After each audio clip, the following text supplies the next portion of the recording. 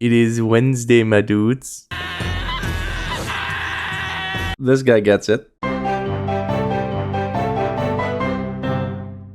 Hey everyone, and welcome back to yet another episode within this series in which we determine which season of Total Drama is the absolute best.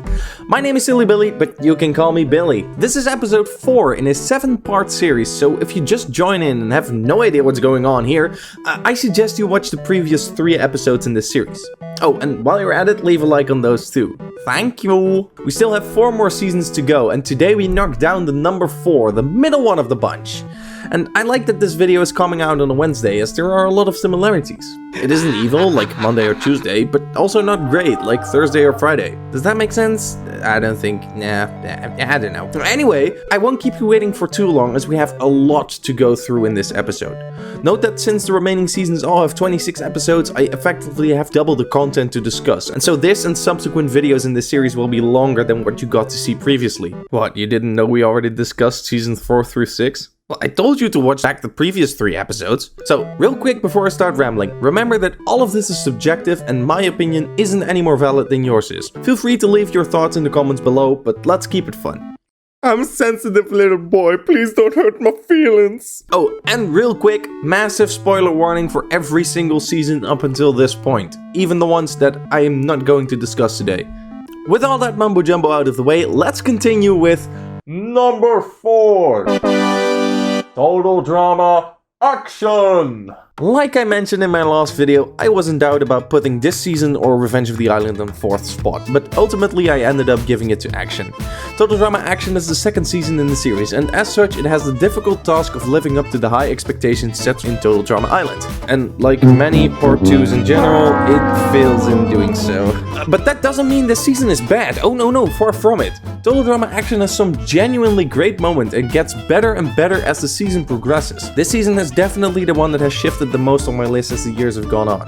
It used to be at the bottom of my list, even when I'd seen All-Stars. Yes, I'm ashamed of that too. But I have also credited Action as one of, if not the best season when it comes to character development. At least for most characters.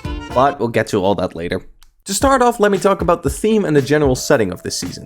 In order to not feel stale and a simple repetition from the last season, Total Drama Action gives us an entire new location in the form of an abandoned film lot. The genius of the way they handle the new location cannot be understated. They basically give us everything we have come to love from the previous season, only with a lick of paint to make it feel both fresh and nostalgic at the same time. Having all these challenges centered around movie genres was a great idea in my opinion. This is the first season on the list of which I can easily remember multiple challenges without having to try too hard to remember them. I haven't talked a lot about the challenges of each season, and that comes simply from the fact that they are not so memorable. I think this is largely to blame on the lack of theming in these 3 seasons. Pakatu Island has one gimmick in the form of the controllable island, but it often goes unused or barely utilized at best. Same goes for Revenge of the Island, where the radiation doesn't play a huge role in the challenges themselves, and when it does, it feels pretty samey. All-Stars even goes as far as to not really have a theme, clinging to the gimmick of the All-Star cast and having challenges based on challenges from the past. Yeah, that's not memorable either.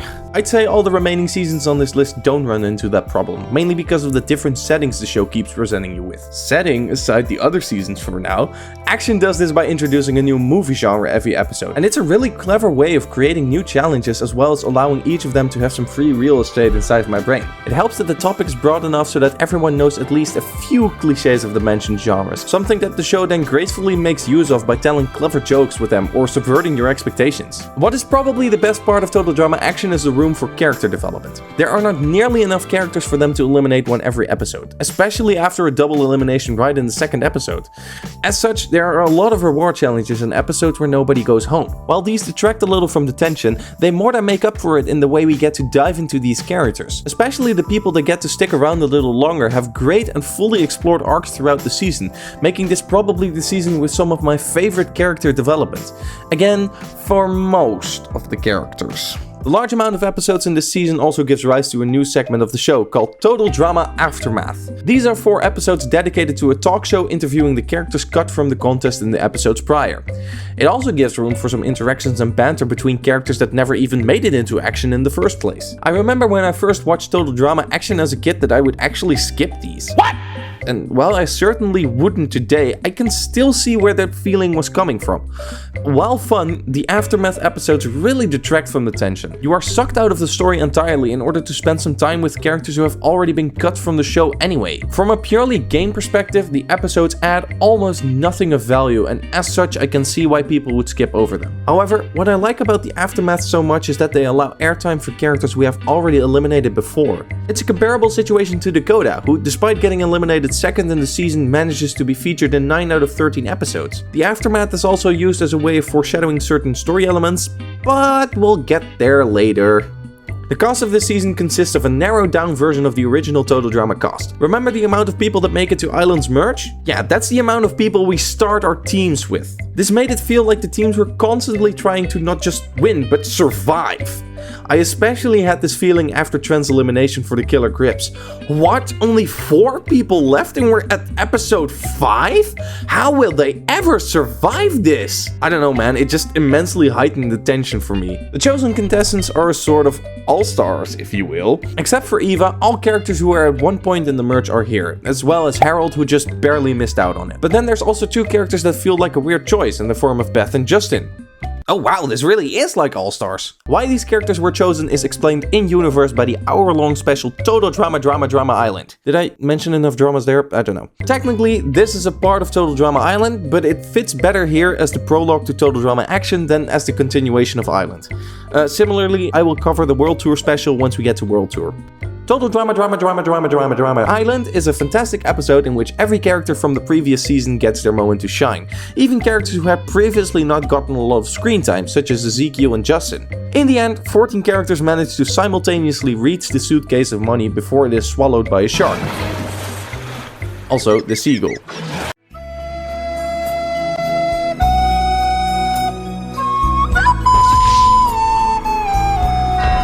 Not only is this episode hilariously good fun, but it gives us a glimpse of the relations these characters have now that they are all on equal playing ground again, as well as setting the bar for what we can expect from the next season.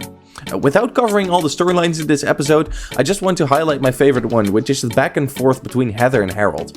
Heather has a tough situation this season. Her gig is up, everybody knows what a pain in the bum she can be, and nobody is willing to work with her, especially her previous alliance of Lindsay and Beth, who she both betrayed and got booted off the island. The only one willing to give her a chance is Harold, but Heather feels too proud to even work with him at first. After a long time, however, she is willing to give their alliance a chance, but then also betrays Harold when she gets the opportunity. This horribly backfires for her, but still Harold is willing to help her out. The relationship between Heather and Harold is a storyline that lingers throughout all of the seasons they are in together without ever fully taking the spotlight, but I love this dynamic so much. It gives the feeling that these are real people we are watching who all play a certain role within the group. Unlike other seasons. Alright, so eventually 14 contestants die and become the new cast for Total Drama Action. The characters that don't get to join in for a second round are pretty much only characters that didn't get very far in the first place and didn't play a large part in the overall story. The only real exception to this is Courtney, which is too bad. She was a fun character in Island and I wish we could have seen more of her. Wait, why is she in the intro sequence? Obviously, these 14 contestants don't get eliminated in the same way as they do in Action. With a couple of exceptions, most of these characters get the reverse elimination as their Island counterpart. That is to say, if they got eliminated relatively quickly into Island, they are pretty likely to make it far into Action. And similarly, the characters that make it far into Island get relatively little screen time in Action to give room for some of the other characters. I'd say there are only 4 major exceptions to this rule, being Trent, Bridgette, Duncan and Owen. And speaking of which, you know what this means, right? That's right, folks, it's time to talk characters! Yay! Let's start with Trent. Trent starts out as one of the cool characters in Island. He is eliminated because he is tricked by Heather, causing him to have to leave the island while on bad terms with Gwen. And they finally make up in the finale. Looking at it objectively, I think Trent is one of the 5 most important characters to the Total Drama Island storyline, with the others being Gwen, Heather, Duncan and Courtney.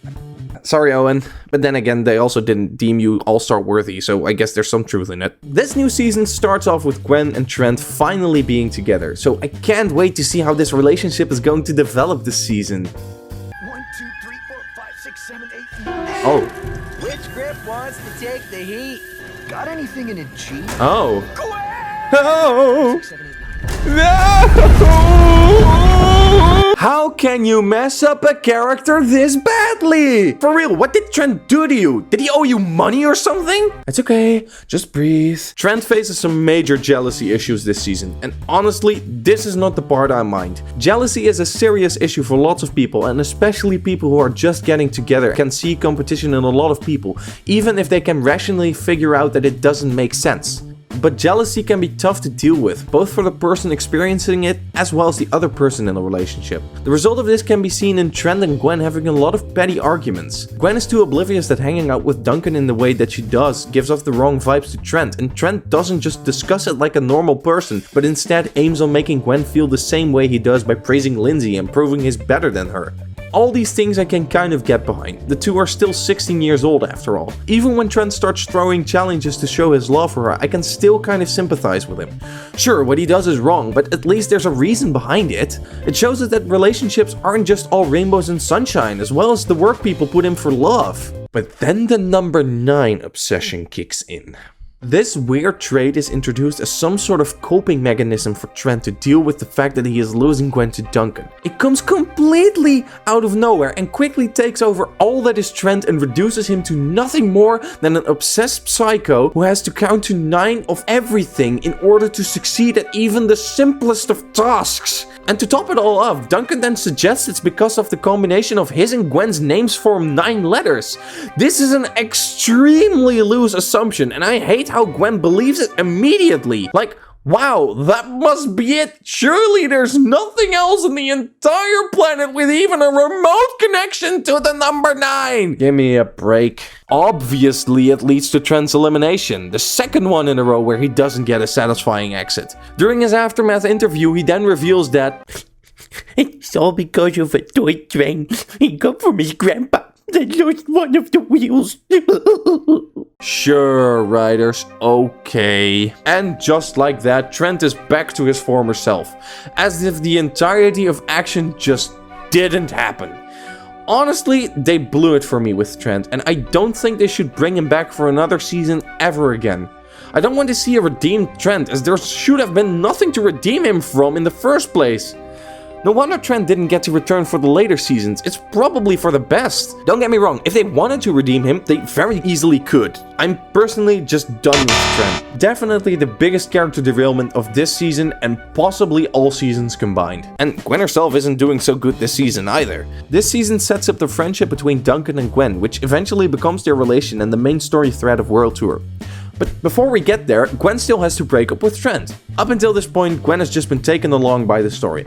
Most of the irritating breakup stuff can be blamed on Trent, but this changes as soon as Justin overhears Gwen and Trent's conversation about Trent throwing challenges for her. Justin confronts Gwen and claims that she in particular owes them. Okay? And she agrees, saying that they can vote off Trent to show that she's not in cahoots with him. But then after this elimination, they still feel like Gwen owes her. And Gwen goes along with this, but why? I mean, I get it. Gwen feels awful about what happened and wants to make up with them. However, this is still $1 million we're talking about. Now Gwen is going to throw challenges herself in order to please the other team. Why would she go along with this? She could just be like, nah fam, I'm out, and they'd have nothing they could do about it. Instead, Gwen starts throwing challenges and Heather figures it out, leading to, obviously, Gwen's elimination. And meanwhile, Gwen is further humiliated in the aftermath episodes where almost everyone now sides against her. Have you guys seen Trent? Okay, done with Gwen and Trent. Definitely the worst part of Total Drama Action. Luckily, Gwen was able to get redeemed in later seasons. See guys, All Stars does have some good things. And since we're talking about the bad characters in this season, let's include Geoff and Bridgette as well. Honestly, I think it would have been better if they just hadn't been included in this season. I get that you need some hosts of the Total Drama Aftermath shows, but why then still include Geoff and Bridgette in the first episode, only for them to immediately drop out after not contributing to the story whatsoever? The only thing they do is kiss, and yeah, I guess it fits their new characters now, but that doesn't mean it's fun to watch. What? A double elimination? Gee, I wonder whomever they made should... No way! But let's say they didn't make the cut for Action. For one, the pool of characters would have dropped from 14 to just 12 characters. This means they would have to spread the character eliminations even more than they already have to. but this isn't such a big deal since they're already eliminated so early on. The only issue I see now is that there's no elimination in the first 2 episodes, which could give it all a weak start as you're waiting for the first contestant to drop out. However, I think this would be counterbalanced by the fact that the group of contestants feel even smaller and so tensions are automatically high. It would also show that the character selection for the season was a bit more random, further increasing the feeling of tension. Wow, Geoff and Bridgette both didn't make the cut for action? Huh? I guess it could have been anyone. Having them here is fine, I guess. It's a bit degrading for the characters we have come to grow fond of in Island, but sure, if you want to go this route, you can. I would have been more upset with this arc, if you can even call it that, if Geoff never got to return in Redonkulous Race. It's a shame Bridgette never really got a moment to shine after this though. Who knows, maybe someday. Finally, I want to talk about Izzy here.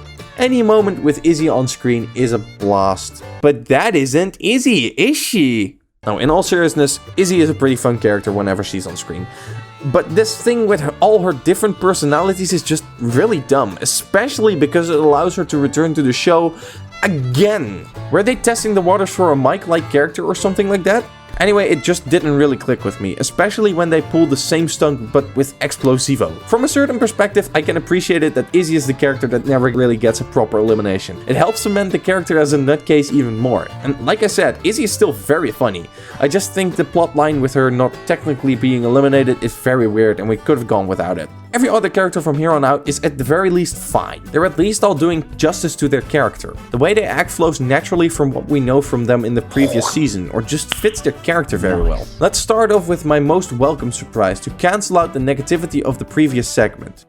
Justin is a creation of pure genius. I can really commend the Total Drama creators for taking this one-dimensional character with almost no speaking role in Island and transforming him from one of the most forgettable to one of the most influential characters in action. Justin is essentially a blank slate going into action, and man do they make this new twist to the character work. Justin being the antagonist for the first half of the season didn't even really come as a surprise either. From the limited screen time he has in Island, we learn a couple of things from him. He is incredibly beautiful and is fully aware of his effect on women. He also isn't shy of cheating if it helps him or his team win the challenge, as we can see in the Big Sleep. So naturally, once we get to a more actively involved Justin, he starts doing exactly what we know of him to do. Manipulate other girls with his good looks in order to get what he wants.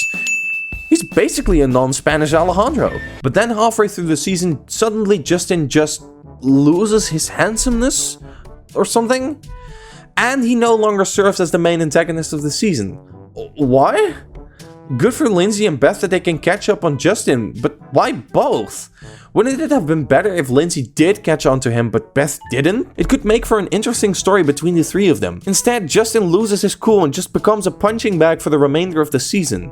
He gets 7th place, and my disappointment for the elimination he loses in is still as high as it was the first time watching it. During his elimination episode, Justin is betrayed by his newfound love and thrown off a tower to the point where most of his body ends up in a cast. During the ceremony, they do a Duncan fake out to which Chris goes, "Nah, lol, it's actually Justin leaving, lol," after which he literally has to ask for some sympathy from the other contestants as if nobody is bothered to greet him off. Did it not have to do my man like this? I get that they had other stories to tell and wanted to prioritize, but Justin is done dirty towards the end of the season. Most of this is done for and by Courtney. Wait, what? Courtney makes a surprise appearance in the episode Oceans 8 or 9. Her appearance is a big surprise at the moment it happens, but it's actually pretty well foreshadowed in the Aftermath episodes. Courtney quickly takes over the role as main antagonist for the season, for as far as this season has one. For the most part, I like Courtney's role in this season. I like how it's quickly established that nobody is really looking forward to her being here. This is in part due to the PDA that she gets to bring into challenges, as well as the special requests she gets to make. I absolutely love Chris's reaction to this by making it sound as unfair as possible, hoping the other contestants will vote her out soon so he's finally done with this baloney. Although, Courtney suffers from something very noticeable during her time on the merch, something that Heather and Island also had a lot of. Plot armor. No joke, Courtney wins like 4 or 5 episodes in a row, and as such she is constantly saved just because she cannot get booted off. I don't like how they use this for some random plot points either, such as in the episode where she first appears, where they make it so that everyone still votes for Courtney regardless of her immunity, and as such her vote for Owen is the only one that counts. Or in the episode The Princess Bride, where Justin should have been the one to win immunity for climbing in the tower and saving the princess, only for Courtney as sad princess to get a singular chance at simply pushing Justin off the tower to win immunity again, rendering the entirety of the challenge beforehand useless. Courtney also takes some tension away from the finalists. It stands to reason that Courtney isn't going to make it to the finale, seeing as she joins in halfway through the season. Since she isn't likely to win, and neither is Owen, it's pretty safe to assume that Duncan and Beth will be the finalists as soon as Harold is eliminated. Though this is only a small nitpick. So yeah, Courtney is overall fine this season. Not my favorite, but definitely not as dumb as Gwen and Trent in this season. Okay, so this segment is getting pretty long already, and I still need to get to my main gripe with this season. So let's quickfire some of the smaller characters in this season to get to the meaty stuff. I quite like Leshanaw in this season. It was a good development for her character. For a while it even felt like she had a good shot at winning. She was trying to form an alliance with Duncan and Harold without the two of them getting along. But the way she is treated after fake crying to get the family visit is way too harsh. People manipulate in the show all the time. It's called total drama for a reason. They really make this way too big of a plot line, and they could have resolved it a little quicker, even if this would mean she got eliminated a few episodes earlier. And speaking of manipulation, I also don't have a problem with Heather in this season. Seeing her in this very vulnerable role is an interesting take on the character. This season basically sets up Heather's redemption in World Tour, as the season continues to give us that sweet, sweet payback Heather deserves from Island. She has it pretty rough, but for the most part it's deserved. Owen is getting it pretty rough this season too. Breaking his jaw is probably one of the most serious and long-lasting injuries of the show, period, and it takes him a good while to recover. Owen's storyline pre-elimination is pretty standard Owen stuff. I didn't really like how he got to win both of the first two challenges of the season. Small nitpicks aside, Owen is eventually eliminated in a dumb way, my guess because they didn't know how to handle Owen's elimination with grace. But then all of a sudden Owen gets to return as this weird sabotage character, and I'm not a big fan of it. Owen returns to the show because Chris wants him to mess with the other contestants, but it doesn't really suit his character at all. He is also in this very weird limbo state where he isn't really a contestant but does get to vote. I would have preferred if they would have just gone full intern mode on him like they did with Dakota. And finally there's DJ. His alliance with Geoff and him training DJ to become a man is both very fun as well as a moral development for DJ. Him standing up to Geoff and then asking the others to eliminate him was a fitting conclusion to this character. Phew, there's a lot to talk about when it comes to action. Luckily we only have 4 characters left. I'm sure I don't have a lot to say on those guys, right? From the moment Leshanaw gets eliminated from the show, 2 episodes into the merge, it was pretty obvious for me who was going to take the win. I was recently watching all the seasons with my girlfriend who had never seen them before, and she also thought it couldn't really go another way. There were just 2 options left that would really leave a satisfying conclusion to this series. 2 characters that made perfect sense, who deserved to be here and who had proven themselves worthy. But also 2 characters who had both gotten major character development and improved so much on their already great characters in Island, cementing them in the Total Drama Hall of Fame. How could they not make it? Harold had overcome his bullies and had accepted himself for the person he is. After being bullied for 2 seasons long, he finally persevered and finishes his underdog story, triumphing over all who had underestimated him, with Duncan as the final boss to his quest for acceptance.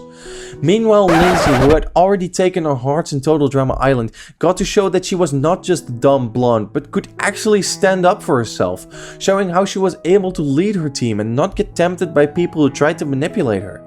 Lindsay versus Harold was the perfect finale in my opinion. The lovable lame-brained leader versus the sidelined silly skill master. The absolute best this season had to offer, and I'm really glad this is what we ended up with. What do you mean they didn't win? The finale of this season is Duncan versus Beth. Beth was in every definition of the word a lesser Lindsay. Lindsay was naive, Beth was naive. Lindsay was dumb, Beth was dumb. Lindsay got to outsmart Courtney, Beth got to outsmart Courtney. Lindsay gets a character arc, Beth gets something. Lindsay was likable, Beth was Beth! Obviously this means we should eliminate Lindsay, right? Right? Okay, so we've lost Lindsay, that's unfortunate, but now at least we can be sure of the finale, right?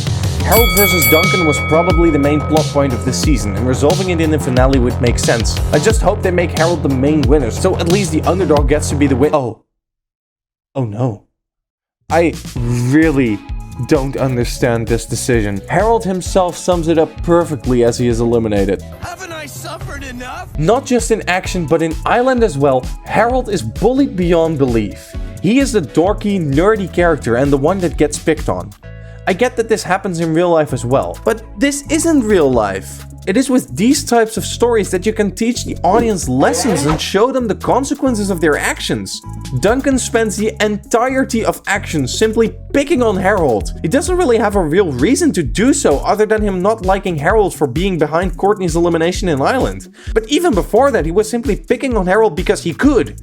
And it's not like Harold is the only character that behaves a little strange, which warrants picking on. I say warrants with huge quotation marks because nobody deserves getting picked on for whatever reason. It would only make sense for total drama to show where this type of behavior gets you. Nowhere!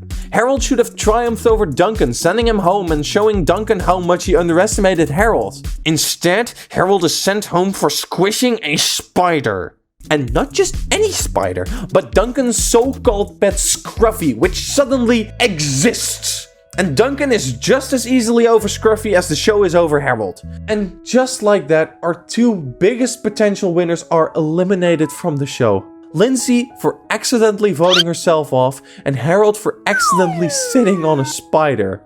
And so we enter the finale with a bully who actively gets rewarded for his bad behavior, and a lesser clone of Lindsay who had done zero relevant things to warrant her spot in the finale. And I get it, I really do. When only looking at Island as a reference, Duncan is probably the most fitting to win a second season. There's a reason he takes 4th place in Island. He's a very cool guy with an emotional side he tries to hide, and a compelling will they won't they with someone who should in no way fit him, but who perfectly fits him anyway. But Action Duncan in no way warrants a spot in the finale. If they wanted to give him the win, they should have expanded on what was likable about him in Island, not strip that away and get him in relationship issues and fight some more with the guy he bullies. This is the biggest reason why I don't like Duncan. Not anymore at least. The dude acts like a bad guy, but the show pretends he's actually the one we should root for. As a result, Total Drama Action commits the biggest sin an elimination race like this can commit. I did not care who was going to win it. I didn't feel like Beth deserved to be here, but I was finding myself rooting against Duncan in the finale, meaning I would be disappointed anyway with whatever outcome would be canon in my country. The two contestants themselves don't do a good job at convincing me why I should care about them either. Remember how I talked about the Pocket 2 Island finale not having chemistry? Action doesn't have that either. Heck, for the most part, Duncan and Beth don't even see each other. And I'm pretty sure that Duncan just found out this episode that Beth is still around. When it comes to character development, we have this holy trinity of Harold, Lindsay, and Justin who absolutely carry this season. The three of them have such great arcs in the story and they completely outweigh the mediocre finale. But what makes it extra sour is that each of these three is eliminated in a dirty way. It's such a crime we had to trade in a Harold vs Lindsay finale for a Duncan vs Beth one. Lindsay and Harold both had their shot and missed. And I'm sad to say, I think neither of these will ever get the opportunity at another finale. They would have to give them completely new arcs, and I think both have reached their potential here. Which is why I will never not be pissed about the finale we actually got between Biff the Bully and Floaty McFloatzel over here. All in all, I'm happy to put this season in the middle of my ranking. It's definitely better than Pocket 2 and All-Stars, and it does some things better than Revenge of the Island, but it doesn't live up to its predecessor or the other two seasons I have yet to talk about. As you can see, I'm quite conflicted on this season, but I can't argue that this isn't a solid season and a great addition to the franchise. But that is going to be it for this video. We are heading into the top 3 tomorrow, so make sure you stick around for that. If you're still watching this, you clearly like the series, so please consider subscribing to stay up to date. Or you're still asleep. Are you okay? Should I call someone? Please like the video if you liked it and subscribe the video if you subscribed it. Oh, and leave your thoughts down below in the comments. But thank you so much for watching. My name has been Silly Billy, and remember to watch out for any pet spiders when stepping into a G-Force training simulation. Houdoe!